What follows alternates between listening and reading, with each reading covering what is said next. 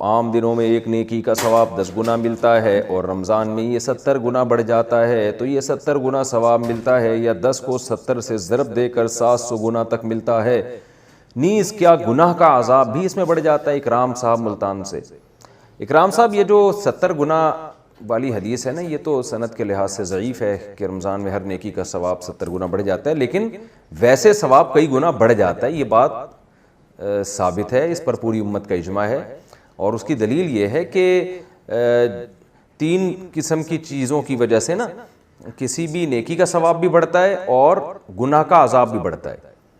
ایک تو ہے کہ کوئی شخصیت ہو، ایک عام آدمی ایک گناہ کرتا ہے اس کو ایک گناہ ملے گا، لیکن ایک عالم یا کوئی دیندار یا کوئی مشہور شخصیت جو جن کو لوگ فالو کرتے ہیں ان کے جرم کی سزا زیادہ ہے۔ جیسے قرآن میں آتا ہے کہ اے نبی کی بیویوں، اگر تم میں سے کسی نے کوئی برا کام کیا یضاعف لها العذاب ضعفین، تو اللہ ان کو دگنا عذاب دے گا، اس لیے کہ وہ نبی کی زوجات ہیں۔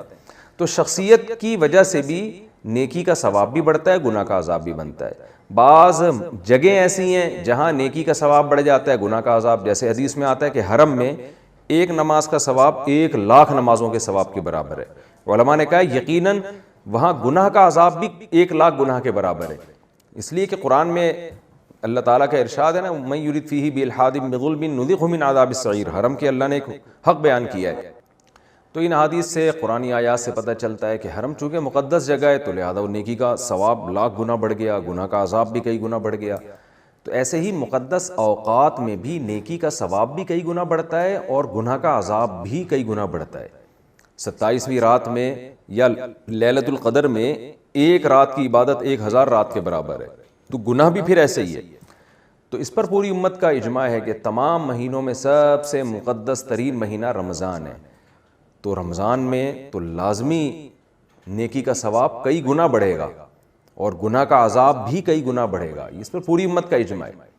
کتنا بڑھتا ہے اس کا نہیں پتا، لیکن 2 وجہ سے رمضان میں ثواب بڑھے گا۔ ایک تو رمضان کی وجہ سے، دوسرا آپ اگر دن میں روزہ رکھے ہوئے ہیں آپ، تو قرآن کیا کہتے ہیں، انما یوفی الصابرون اجرہم بغیر حساب، جو صبر کرنے والے ہیں ان کو تو بغیر حساب کے اللہ تعالیٰ اجر عطا فرماتے ہیں۔ تو روزے میں آپ جب اللہ کی خاطر بھوک پیاس برداشت کر رہے ہوتے ہیں، اس دوران اگر آپ کوئی نیکی کرتے ہیں تو اور زیادہ ثواب ہے، آپ صدقہ کرتے ہیں اور زیادہ ثواب ہے۔ تو آپ نے جو یہ کہا ہے نا کہ 700 گنا ثواب ملتا ہے، اسپیسیفک 700 کا عدد تو نہیں ہے، لیکن اللہ کی رحمت سے پوری امید ہے کہ اگر آپ ایک نیکی کریں گے اور روزے کی حالت میں خاص طور پر یا رمضان کی مقدس راتوں میں، تو اللہ کی رحمت سے ہمیں پوری امید ہے کہ ایک نیکی کا ثواب انشاءاللہ 700 نیکیاں تک اللہ تعالیٰ پہنچائیں گے۔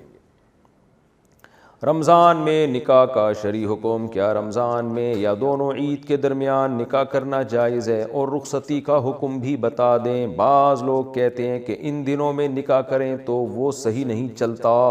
بنت منیر مظفر آباد سے، 1 محرم سے لے کے 30 ذی الحجہ تک جب چاہیں نکاح کریں، جب چاہیں رخصتی کریں، نہ کوئی دن منحوس ہے، نہ کوئی تاریخ منحوس، نہ کوئی وقت منحوس ہے۔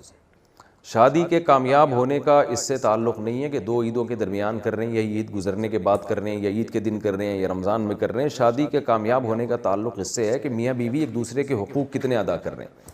حقوق ادا کریں گے دونوں مل جل کے تو کامیاب ہوگی شادی، چاہے وہ محرم میں ہوئی ہو، اور اگر حقوق ادا نہیں کریں گے تو شادی ناکام ہوگی، چاہے وہ عید کے دن ہوئی ہو۔